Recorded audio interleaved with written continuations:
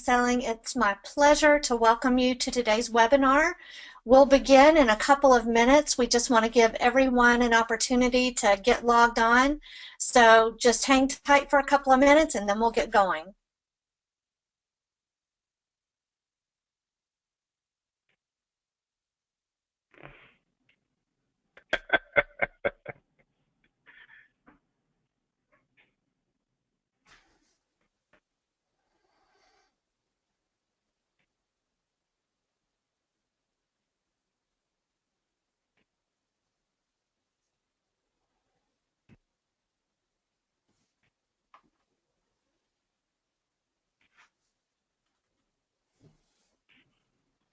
All right, let's kick it off. Thank you so much for joining us for what will definitely be an informative, fun, and lively discussion about which sales strategy is more effective, social selling or cold calling. So let me take a moment to introduce our three panelists for today. Mike Scher is the CEO and co-founder of Frontline Selling, and he has developed the staccato methodology largely based on cold calling that helps sales reps connect with the right people to create more high-quality opportunities. Mario Martinez Jr. has been identified by LinkedIn themselves as a thought leader and expert on social selling.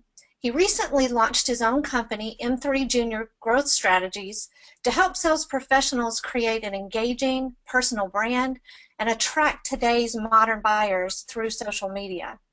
And Matt Heinz is an award-winning blogger and speaker and the president of Heinz Marketing.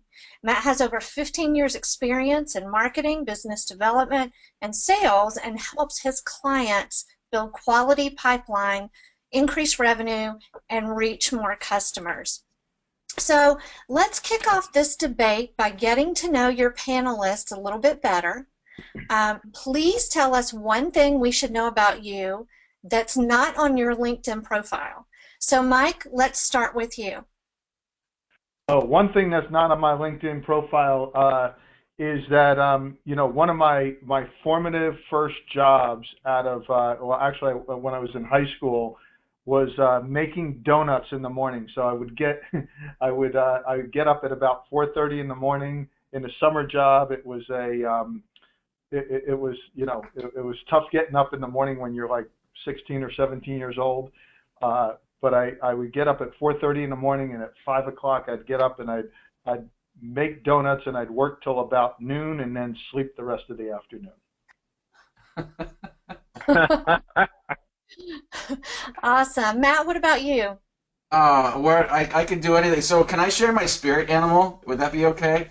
I think my spirit animal I think actually is Lee Corso. So anyone who's a college football fan probably recognizes Lee Corso as one of the co-hosts of ESPN's College Game Day. I'm a huge college football fan. My wife loves college football season because here on the West Coast, College Game Day starts at 6 in the morning, and I have no problem getting up early with the kids in the morning, put some cereal and iPads in front of them, and I'm all about College Game Day for the 3-hour pregame before the actual games then start. So yeah, huge college football fan, University of Washington alum, excited to see them back in the top 10. We'll see how long it lasts as they start to kick off Pac-12 season, but yeah, that's my spirit animal. That's awesome. Mario, what's one thing we should know Geez, about you that's not on your LinkedIn profile? I think I'm gonna have to do like a video of one of the experiences that I can tell you about. It's my most embarrassing moment, and I don't think that's probably a good idea to tell it on this particular show. so we're gonna save that story, but it has to do with bubble gut. So I'll just leave it at that. And if you want more about, I want to know more about that, connect with me and I'll tell you more about that. But probably the thing that I would say is not on my LinkedIn profile is the fact that I actually applied to one college, and it was my dream college, and that was UC Berkeley, Cal. Go Bears. And I only applied to one college because that's actually all the money that I had. It was a cost $40 back in 1995 to apply to college, to send an application to each college that I wanted to apply to. And I literally only had $41. That's what me and my family had. And so I wrote a check for $40 out of my 41 out of a checking account to apply to colleges, and it was all or nothing. Either I was going to massage therapy school or I was going to UC Berkeley. And I got into UC Berkeley. I don't know how it happened, but it happened. So that's probably the one thing that's not. Thanks a lot, man. That was the one thing that's not on my LinkedIn profile that people can know about me. That's cool. That's a great story. Thanks. Well, Mario, so I'm sure that you're always hearing that the cold call is dead and that the majority of executives will not respond to a cold outreach. What are your thoughts on that? You know, that's a great question. Thanks for asking that, Kim. But you know, before I begin my answer, I really want to poll the audience and ask the hundreds of people that are out there what they think if the cold call is dead, or if social selling rules, or if you think both are still being used, or you can't even decide. Do you think it's possible that we can just do a quick poll to the audience and get their thoughts and opinion about that? Sure, absolutely, we can do that. So why don't we go ahead and throw out a poll, and this poll is going to come up and it's going to ask you, maybe what you just asked them about, you know, do you think are you on the side of team cold calling or on the side of team social selling, both, or you can't even decide? If we can put that into the poll, that would be great. I want to get their opinion first before I give my particular opinion. Perfect, we can do that right away. Hey, while we're waiting on the poll, I do want to make a comment about Matt Heinz and his game day football, right? Being here in Alpharetta, Georgia, and in SEC country, it just means a whole lot more down here, and you know, and we'll take our SEC football any day of the week, and all I got to do is say go Dogs. Yeah, we both say go Dogs, just a different type of dogs. Look, I mean, I'm a huge college football fan, but the Pac-12 has nothing on the SEC. Nothing on even the Big Ten and certain parts of the Big 12. It's just a very different environment. But there's pockets. There's pockets out here. That's awesome. Look, well, that was pretty quick, pretty impressive. Look at the results there. Can everybody see the results, Kim? Is that up and for everybody? Yes. How about that? 75% of our hundreds of viewers right now say that they believe that both are required. 14% team social selling, and 18% is team cold call. Well, that's good. That's awesome. That's some great feedback from everybody. So I don't know if were you going to put us into full screen mode, Kim, or I wasn't sure if we were going to go into full panel mode. But either way, one of the things that I like to talk about, there is a lot of information that's out there. And I came here today because I thought it would be a great opportunity to be able to get some nice dialogue and some good healthy debate with Mike and with Matt, who are leaders in the industry as well. And I literally had on order boxing gloves because I wanted to give Mike the old 1-2, right? You know, Mike's team cold calling, I'm team social selling. But let me go on record and say that if there's anybody that says the cold call is dead, I believe that they are not somebody that you should work with, because I don't believe that the cold call is dead. I've been on record and I say that the cold call is dying. And I do believe that buyers are interested in interacting in the way that they want to interact. And it's so important that you look at how do you connect with a buyer in the way that they want to be connected with. And I will tell you that at least a third of our buyers that we sell to in the B2B space, they are socially active and they will not pick up a cold call. I remember a year ago I hosted a webinar, live webinar, with some of the most powerful CIOs in the country, one of them being the former CIO and EVP of McKesson Corporation, a Fortune 10 company. And he said flat out, the cold call died, it was dead, it's been buried, it's in the grave, and he doesn't respond to any. And I believe that's true for many executives, but I believe also that there are many executives who will take that call and who understand that they do have a phone still and they'll answer those calls. So I believe the best approach for a salesperson is what I call the trifecta of sales prospecting, and that is using all three mechanisms, which would be email marketing, cold calling, and social selling. And if you're not leveraging social to prospect, then I believe in 2 years you will become completely obsolete as a sales leader and as a sales rep. I'm sticking to the answer. Mike, you want to respond to what Mario said? Sure. Well, I appreciate that, Mario. And I think you're in the right church but the wrong pew for sure on this one, because you know that EVP from McKesson, he may say he never picks up a cold call, but that doesn't necessarily mean that cold calls don't impact his ability to make decisions, because it's not just cold calling him, but it could be cold calling other folks within the organization. One of the things we've done here at Frontline is we went out and studied how to do outreach. As a matter of fact, we studied over 1.8 million outreach efforts, and we found out a number of things through that study. And that how to reach out and that multi-touch point approach, absolutely, email, social, all that stuff works. But one of the things that was real interesting that we found out through the study is that there's this factor, this element within every organization that you could potentially want to get into, and that is, and you can't touch it, you can't feel it, but you know it's there, is that every organization has its formal and informal ways that it socializes information.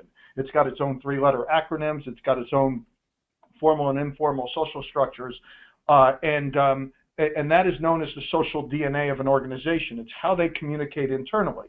So while that individual at McKesson that you talked about who says, hey, I never take a cold call, that may be true. It may not be true. I'd like to know his name because we probably have reached out to him. But other folks in the organization, if you reach out and cold call them, while on LinkedIn, while email marketing, while your list may have the names of the people that you may think you want to reach out to, and they have their titles, he might be the EVP of sales, but he's not necessarily the EVP of the person who's in charge of buying stuff from you. So you need to leverage the inherent social DNA that every organization has to help that organization navigate you to the right person. And the only way you're going to be able to do that effectively by identifying those folks is reaching out and using the telephone. Again, not as the only tool, but as one of the 3 tools that you use, but using that telephone to help you navigate to the right person. Matt, what's your opinion on cold calling? This is ridiculous. We're having the wrong conversation. This isn't about channels, right? I mean, if cold calling is now dead, then it's always been dead. Look, the bad calls are the same as bad emails, are the same as bad social engagements. Anyone, what's frustrating is a lot of the people that sort of evangelize and almost exclusively social selling, I think, have generated this range of sales development reps who are sending me crap, who are wasting my time, who literally their entire pitch is, can I have 10 minutes of your time? Can you please respond to my message? Like, there's no value in that. Just like there's no value in someone cold calling me and leaving me like a 2.5-minute message that rambles and talks about themselves and provides no value to me.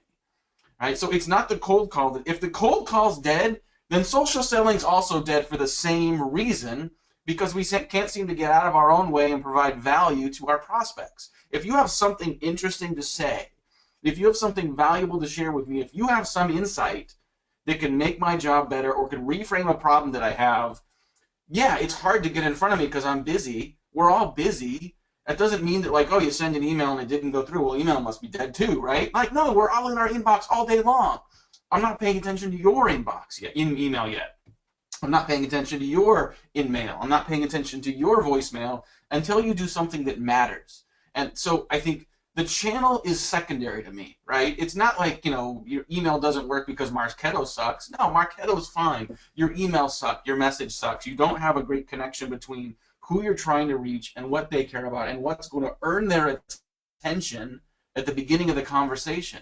So look, if someone asks me what's the most important piece of technology I have to grow my business, it's the telephone. But the telephone is a means of sharing some insight that I've had to spend some time figuring out. So, I think, to me, it's not a channel conversation. It's a value and a message and a story conversation that is really at the heart of why people are struggling with prospecting today. Thanks. Hey, Mario, you've talked about one of the biggest concerns that sales leaders talk with you about is wasting time social selling or cold calling. Are there any ways leaders can help reps to not waste time trying to socially interact with someone who isn't active or call those folks who never pick up? Yeah, that's a great question. And I think there's some great answers and insights. I mean, first off, I think you need to use the tools that provide the analytics to identify who's socially active, who will pick up, who is some analytics that will allow you to understand who might pick up at a certain time, and that's, I think, where Frontline really has the Staccato methodology and software technology that allows you to be able to gain insights into understanding who might be able to pick up that phone at the right time. And then there's also, I mean, pick any email marketing platform. If your email marketing platform does not provide you insights in terms of who's opening at what time, then you should probably find a new email marketing system. So, but the problem is that insightful information is usually not pushed down into the sales organization, right? Whenever I work with sales organizations, it's, you know, we ask about the email marketing and this. Well, so when did this email go out, and when are the best times that people are actually opening up emails and reading your information? And I will tell you, like 99% of the time, sales leaders and salespeople are like, I don't know, I have no idea, because marketing teams are not providing that insight to them, right? At the same time, sales leaders that have access to data with analytics on when's the best time to be able to reach prospects with that particular line of business, and it might be different, it might be all over the map, but at least garnishing some of that analytics. Most sales leaders aren't asking that question of, I need to know when to be able to focus my time. Rather, what sales leaders do is they say, okay, Tuesday is going to be our cold calling day, and we're going to blitz from 8 to 5 or 8 to 12, whatever the number is. Well, where did that come from? How did you pick that date? Like, how did you pick that time? Like, to me, that's just an arbitrary date because that's the way we've always done it. And I would challenge leaders to think differently, and I would challenge salespeople to say, hey, before I pick up this phone, tell me, is this the right time to be calling my prospects, right? And then on social, without a doubt, there are tools that allow you to be able to see the level of interaction and engagement that you have. And if you look at on the B2B side, with LinkedIn Sales Navigator as an example, which is a phenomenal tool. I don't get paid $1 for saying what I'm about to say, but Sales Navigator has a bar at the top of all your filters, and it allows you to see who are the people that have posted in the last 30 days. Are you freaking kidding me? Like, I can see my prospect and who's socially engaged. Guess what? As opposed to going to the 2,000 people that came up on my filter for whatever it is I'm looking for, I'm going to go to the 300 that are actually socially engaged so that I can engage with those people that I know potentially might be on social, as opposed to going after the other 1,700 that just have a LinkedIn profile because it's the right thing to do from a resume perspective. Hey, Matt, what is the ideal amount of research or prep a sales rep should do before making an outbound call? I like the 3x3 method that Steve Richard at Vorsight proposes. He says take up to 3 minutes and find up to 3 things you can use on the phone to engage with a prospect.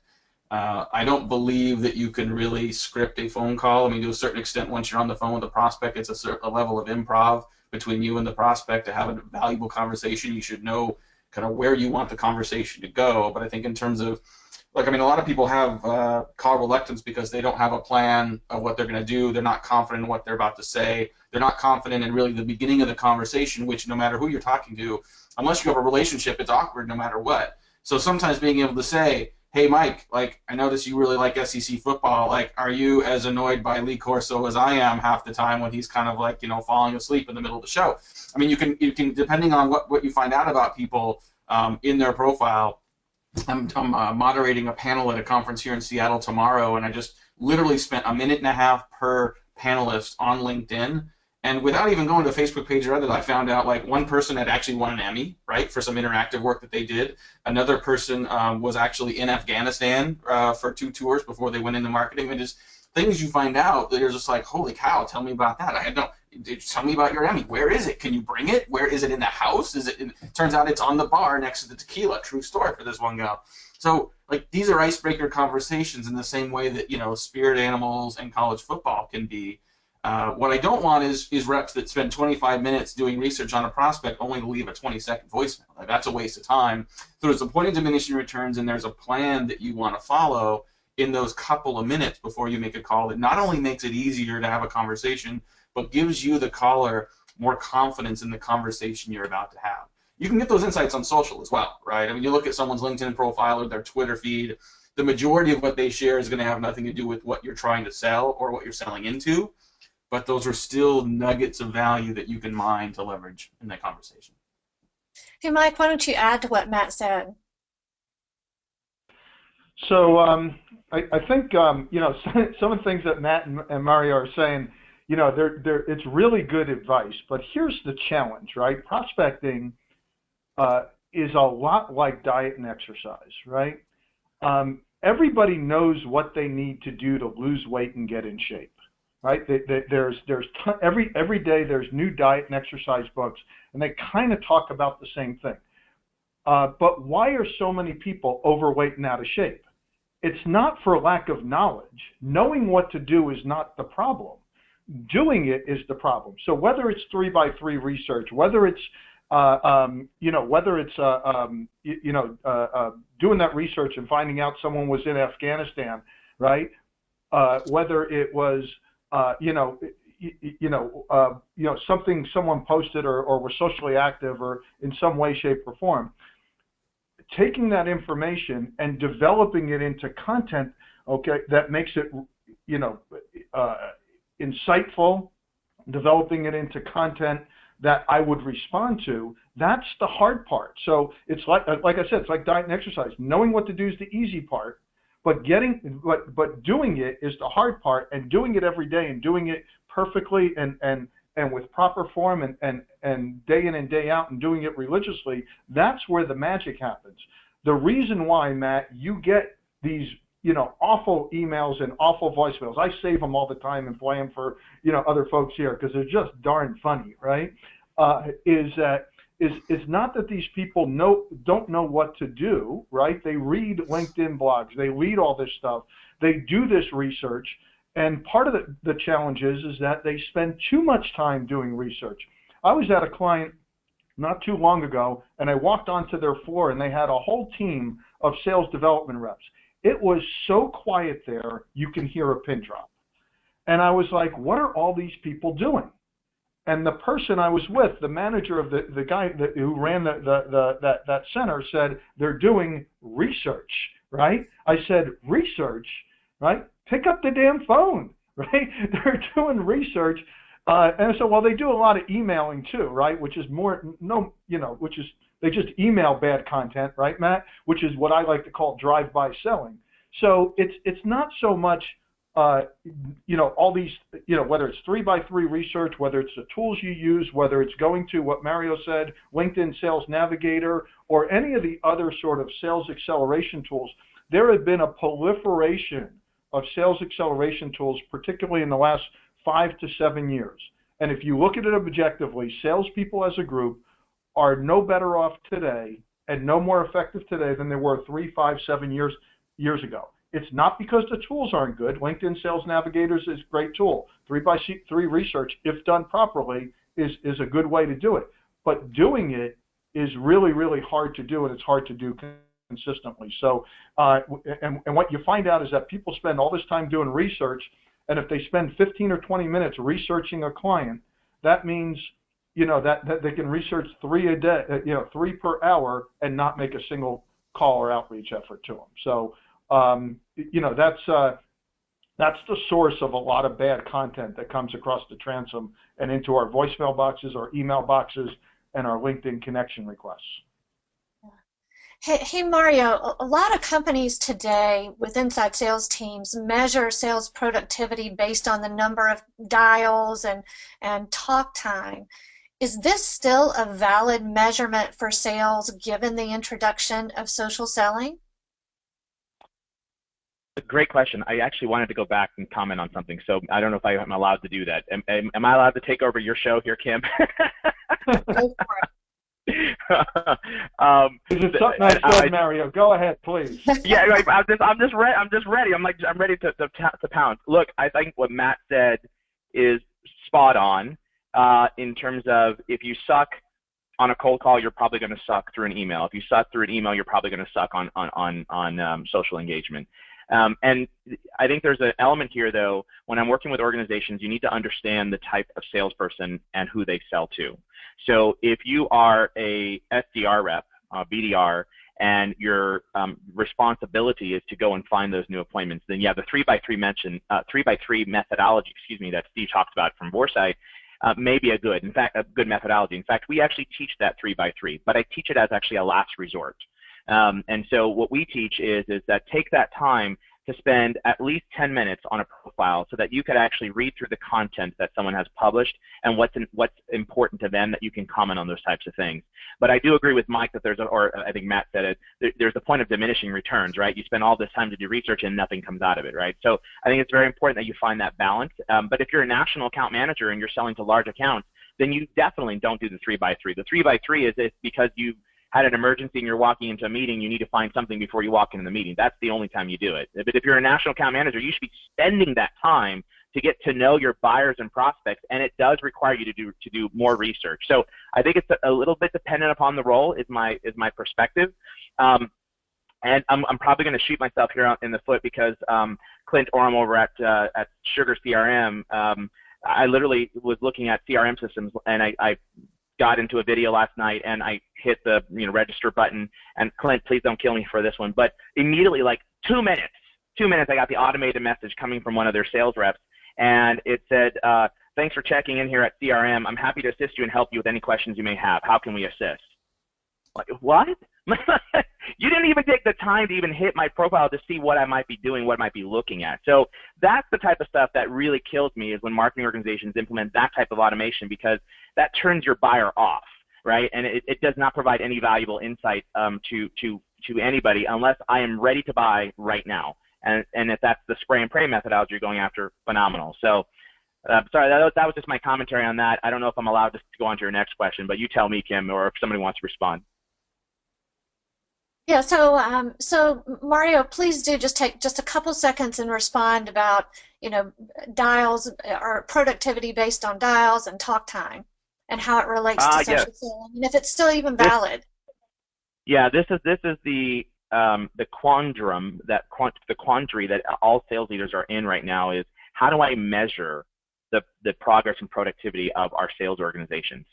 And this is an interesting question, because whether you're engaging with email or through social or through cold calling, the one thing you can measure on cold calling is how many dials did you make, and how many phone calls did you engage with the conversation. But on social, it's much more difficult, very difficult, right? And then on email, you can actually engage those types of those metrics as well. Here's what I challenge sales leaders to walk away from, though. Whether you're an inside sales team with a large inside sales team that's doing SDR work, or full-on managing the full-on sales methodology from prospecting to close, I challenge you to think differently.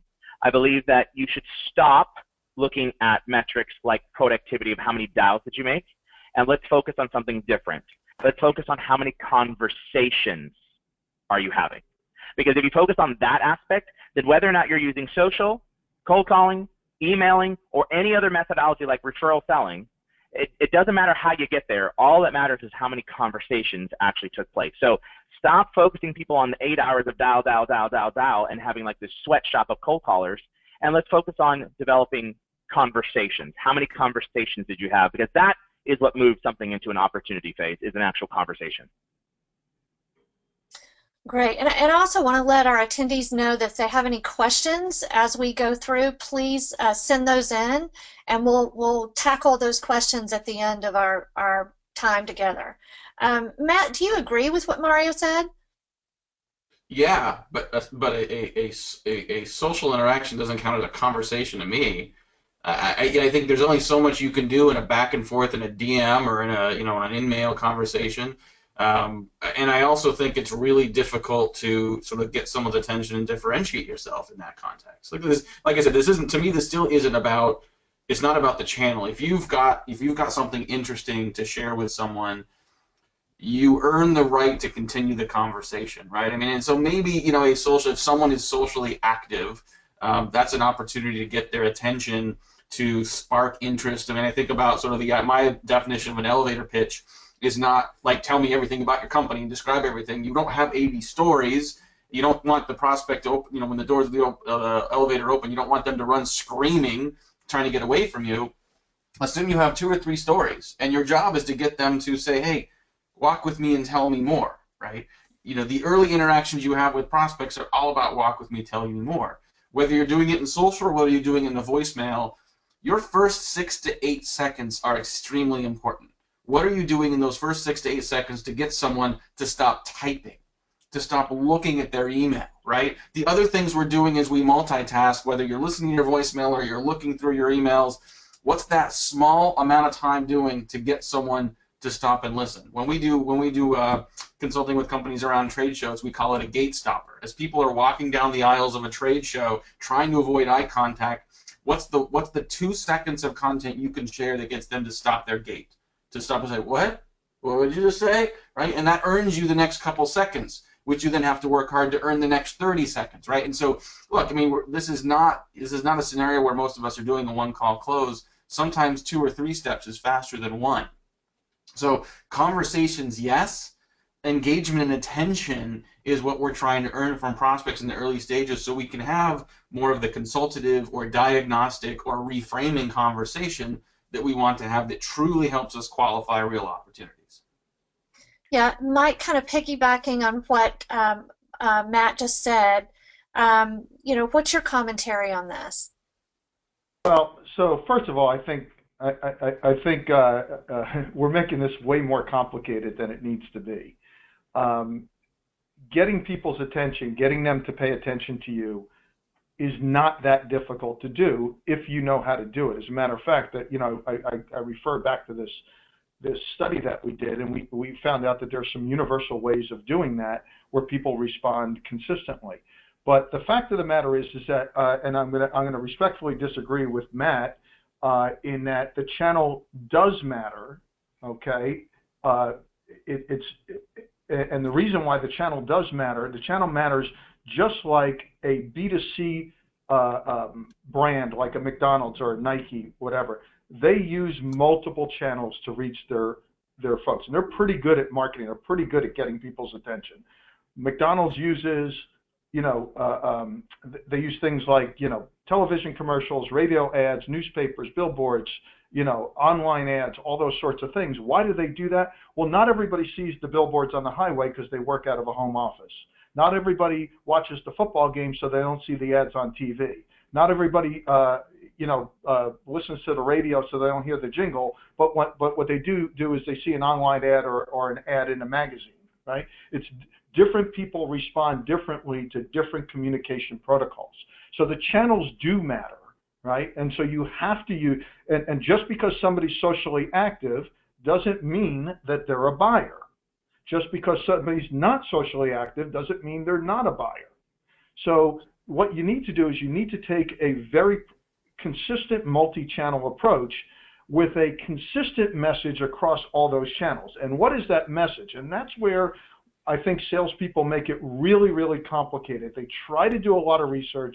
They try to impute and discern what Mario's thinking about or what Matt's thinking about based on what he's posting on social media, and that happens to be his whole world. Well, that's not necessarily the case. Every single person who's out there, if you're selling B2B, you probably know who your target market is, right? You know what types of companies you want to sell to. You know that these people probably don't know who you are or don't know all of what you can do. And they probably didn't wake up in the morning saying, I need to buy whatever it is you're selling today. Okay? But I guarantee you the reason why you're in business and you have customers is because these same prospects have the business issues and pains that you routinely and perhaps uniquely solve, whether they consciously acknowledge it or not. That is your value proposition. And just like McDonald's says, I'm loving it through newspapers, billboards, magazines. It's a consistent message. If you take that same approach and you take your value proposition and say, hey, we help companies do X, Y, and Z, solve these problems, and you put that out there through multiple channels. If somebody happens to be email-centric, they'll respond to your email. If they happen to be socially active, they'll respond to your social channel. If they happen to be an audio learner, they'll respond to your voicemail. But you don't do that unless you blanket them across multiple channels.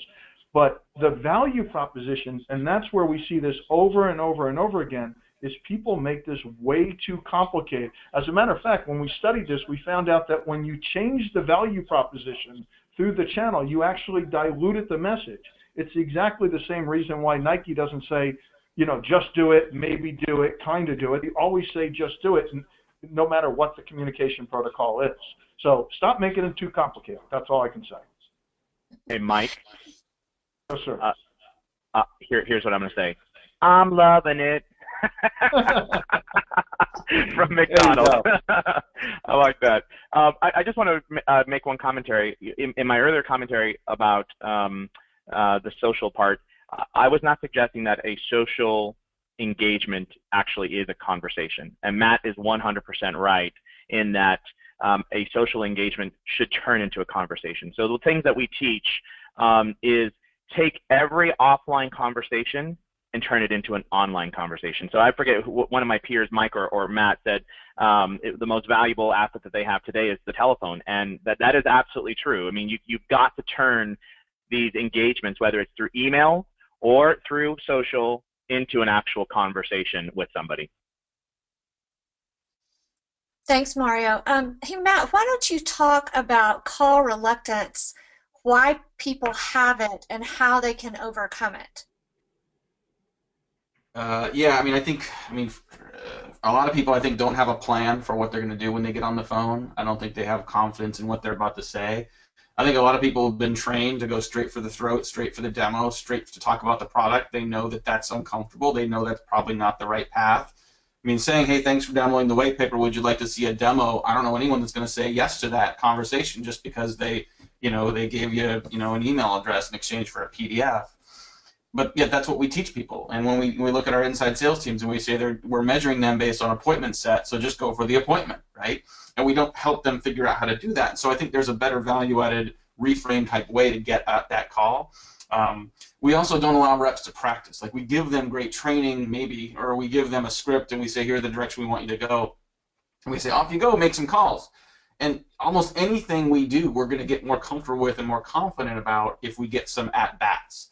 And so, practice in training is good, but practice and getting reps behind that, I think, is important as well.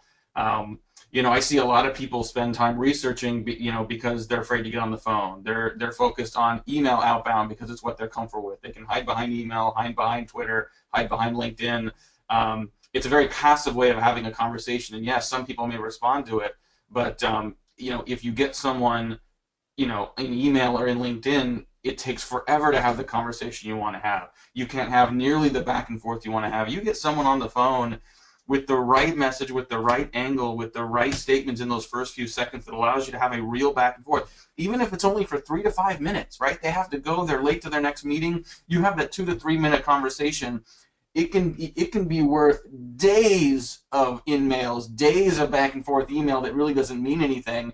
And all of a sudden you've got a prospect that is saying, yes, I want to learn more. I'm late for my meeting, but what you just said really piqued my interest. And so I think having a plan, having confidence in that plan, having experience in at-bats at having done that builds confidence in your own ability to do that. Mike would tell, I'm sure Mike will say, like, listen, people still don't love cold calling. It's probably not what a lot of people love doing. But if you're in sales and you've been doing sales for a while, you know that sales, and like a lot of jobs, it's about putting your hard hat on in the morning and grinding it out. Like, sometimes, even professional athletes have to grind, to finish a round and stay in contention at a major golf tournament or whatever the analogy that is that it works for you. But you can make yourself a lot more successful if you just get in there and do it. Have a plan, have confidence, have experience. Mike, what would you add to what Matt just shared? Well, I mean, you think about it. Sales is the most important function within every organization. Without sales, there's no revenue. Without revenue or customers, there's no product development. There's no human resources. Okay, so sales is the most important, most vital aspect to every organization, is getting revenue in the door. But think about it.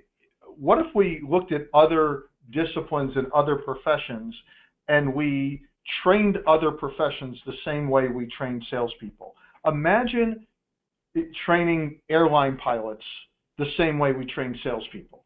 Imagine just saying, here's a book, go fly a plane. Right? It's just the airline industry wouldn't exist today, right?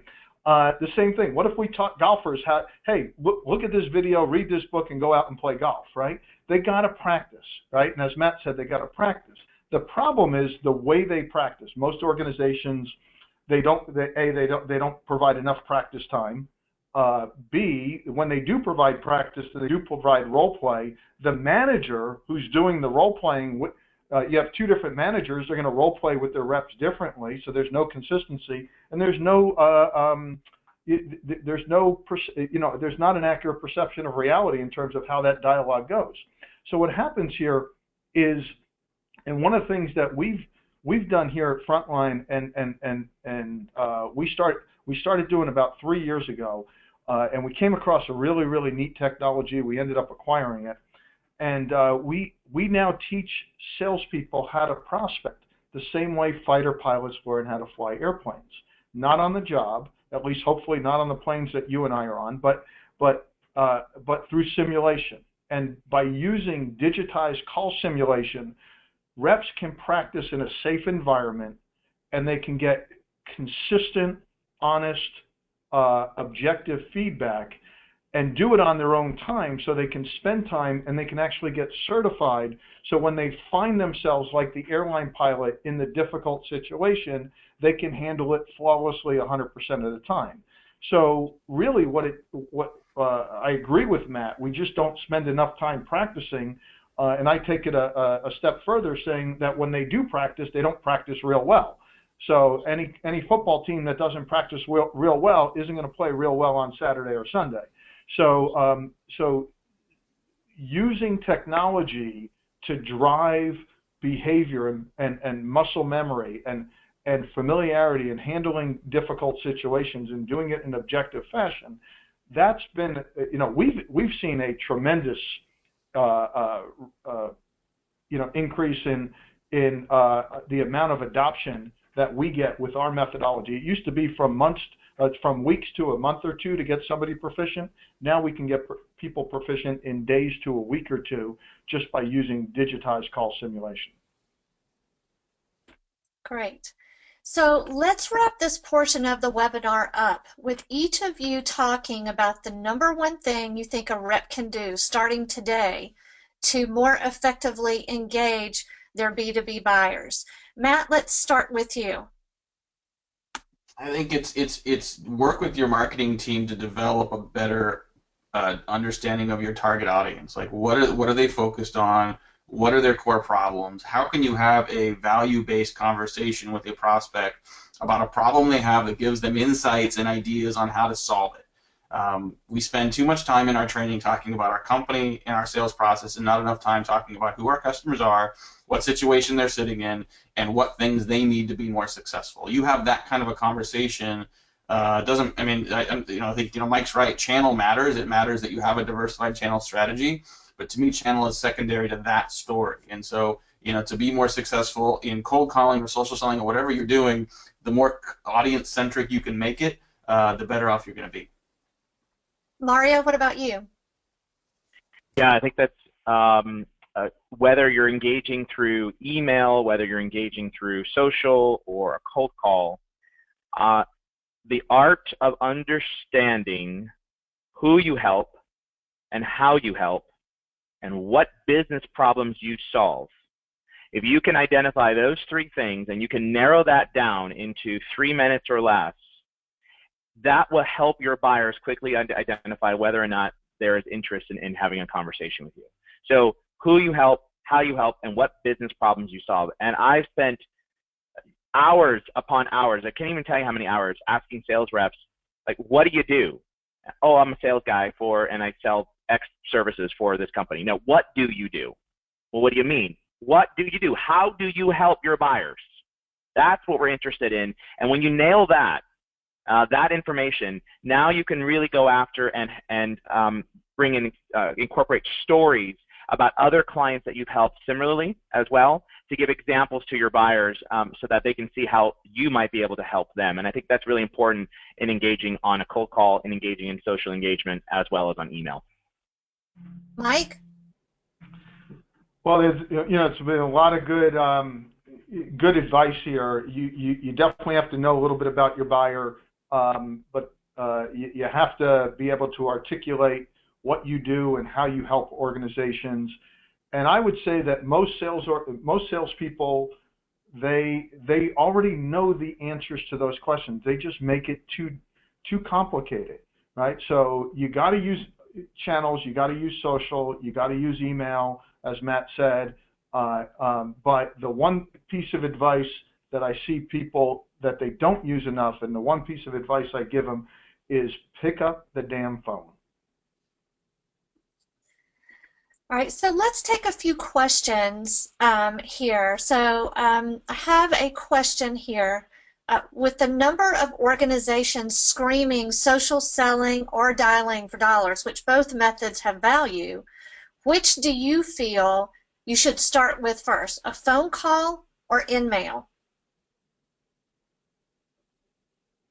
Mike? You want to take that? Oh. So here's to me the answer is pretty cut and dried. You got to start with a phone call, and the reason is that while the person you're targeting, as I said before, they may look like they might be the right kind of buyer. They aren't the vice president in charge of buying stuff from you today. They might be the vice president of supply chain, but they're not the vice president in charge of buying stuff from you today. And as we've done this study, and what the data shows us is that by picking up the phone, you're able to more effectively get to the right person versus guess based on their title or role or job function, or even sort of spending time trying to discern what it is, if they happen to be socially active, and what it is that they're interested in. So picking up the phone and calling first versus sending an in-mail, the data suggests that you'll be more successful doing it in that order. Mario, you want to add to what Mike said? Yes, I do. I love Mike. He's a good friend of mine, and we're also partners, but I want to respectfully disagree. And what everything before but, right? Yeah. Oh, yeah, right. Everything before but. You're so wonderful, Mike. Yeah, you're great, but no. But let me just say this. So first of all, if an organization, a sales organization, stops measuring from a productivity-based model, meaning how many dials to make, how many dials, and give salespeople the professional environment that allows them to engage in multiple ways. I'm a believer that you don't choose, should I go social, should I go cold call, or should I go email? The best methodology is to leverage all three of those methodologies at the same time, if at all possible. Now, you don't send an in-mail today and call today and then also email the guy today or gal today. That would be crazy, and they would think that you're a little cuckoo, right? So you take that methodology. Your cadence is going to be, you're going to outreach today via a cold call, and then maybe within the next day you're going to follow up through an email, and then the next day you might follow up through a social engagement. In regards to in-mails, first off, that is the last resort. An in-mail is a last resort. Please do not send an in-mail, because all you're doing is you're just trying to get into that person's email box, and if they ignored your email, they're going to ignore your in-mail.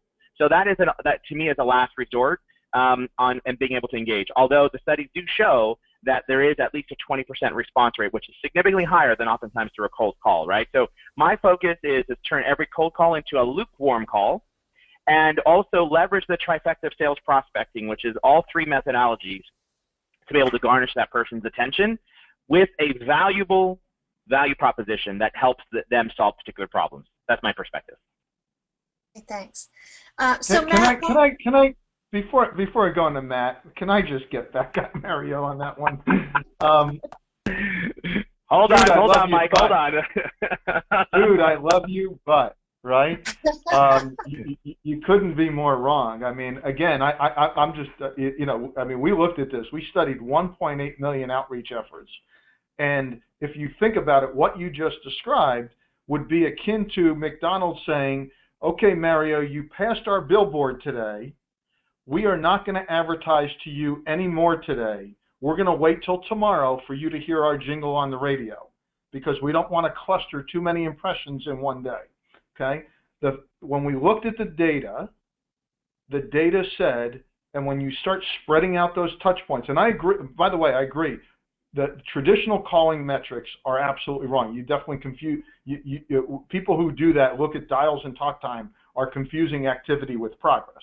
What you really need to look at and be able to measure is the number of touch points. And touch points could be voicemails and emails and admin conversations and social outreach and all the different ways of communicating, just like McDonald's communicates billboards, newspapers, radio, TV, and magazines, okay? But the key thing here is that spreading them out is not nearly effective that the data shows as clustering them in a single day. So people don't think you're cuckoo. You don't think McDonald's cuckoo when you pass their billboard and you hear their jingle and you see their ad on the football game, right? You actually get hungrier for a Big Mac. So the idea is by clustering them in the same day is absolutely empirically the better approach to cluster those touch points in a single day. So now I'll pass it to Matt. Matt, you're the deciding vote here. I mean, come on, roll on to team social selling here. So first of all, I was taught in negotiation strategy never to say but, you say and, right? You can say the same exact thing. It's just like if you're from the South, you can say whatever you want about someone. As long as you finish it with bless their heart, you can say whatever you want, right? We did. So Mike, I haven't seen your research. I'd love to see it. We did a similar research project recently with an executive appointment setting company, and we found that what we were trying to find is like, what is the best lead follow-up strategy? What's the best lead follow-up sequence to maximize getting someone on the phone to have a conversation? And it was focused on having a conversation, not an in-mail back and forth, not a bunch of DMs. It was about having a conversation. Our optimal strategy was 14 touches over 11 days, which is based on a sequence of phone call, voicemail, email, all on the same day. So I totally agree with Mike. Like, bucketing those things together is important. And we could spend another 45 minutes talking about all this one behind that. But what we found is that if you're doing those out of sequence, if you're not combining those, you were less effective at getting someone's attention. If you do it for 87 touches, you've well gone past the point of diminishing returns. But the combination of phone and email and doing it in that sequence, phone first, leaving a voicemail, a well-written, well-executed, well-delivered voicemail, and then a follow-up email, which there's a variety of systems that can make it faster, easier to do these things and still customize them. That sequence is what we found worked particularly well. Now, since then, we have updated that sequence with social touches if someone is active on social. So if they're active on Twitter, if they're active on LinkedIn, by all means use that. But it is still an integrated channel within that sequence that we usually introduce in the middle, not at the beginning, that is still led by the telephone. Okay, we've got time for one last question. So this is a question from Doug that says, after research, I would love to pick up the phone and contact a prospect, but companies are allowing their employees to use cell phones rather than the traditional landline. It is very difficult to connect to a prospect for the first time via a phone. So what's the trick to getting a phone number? Mike, any comments? Yeah, I'll start with that. Well, I mean, there is no trick to getting a phone number. Now, I will tell you, for example, with me, yes, people are using cell phones, and phone systems are quite dynamic, where they allow you to connect through a single device. So with me, for example, if you call my office line, it'll just forward on to my cell phone. So you are getting my cell phone by calling my office line. So you can call Frontline Selling. You can get transferred to my phone, and it will, in most cases, I have it forwarded to my cell phone. So wherever I am, I just get, you just don't know it's coming to my cell phone. So people want to be, there's a fallacy saying that people don't want to be called, right? They have phones on their desk. They have cell phones. People don't mind getting calls. As a matter of fact, how many times when you're with, you're even in a social setting or you're with other coworkers and you're in a conversation with somebody and somebody in the group, their phone rings. The first thing they do, more often than not, is they look at the phone, they interrupt the conversation that they're in currently, and they take the phone call. So just do your own study, and in more cases than not, they will answer the phone, even if they don't recognize the number in most cases. So to say people don't want to be called or they're trying to avoid getting reached out to, that's a lot of salespeople just making a lot of excuses. But so there is no trick to getting that cell phone number other than reaching, you reach out to the organization. A lot of times you're going to get that cell phone number, but there's no reason why you couldn't ask if you get a receptionist or an administrative assistant and go back and say, hey, I just got Matt Heinz his voicemail, and I left him a message. Does he come in the office often, or does he take his calls on his mobile phone? And do you happen to have that number? Hey, they can only say no. Well, thanks so much. Well, that's all the time we have today. Thank you so much to our panelists and our attendees for joining us. If you'd like more information about anything we discussed here today, please feel free to reach out to Mike, Matt, or Mario directly. And their contact information is on the screen. And we also have some additional resources for download. There's a section called Handouts on the panel, and you can click to download any of those. We'll leave the webinar open for a few extra minutes so you have time to do this. And we'll also have the webinar on demand for you or for anyone in your office who may have missed it. And we'll send that link out shortly. So again, thank you very much for your time today. It was a great, great debate, and everybody have a great day. Bye, everyone. Thanks, everybody.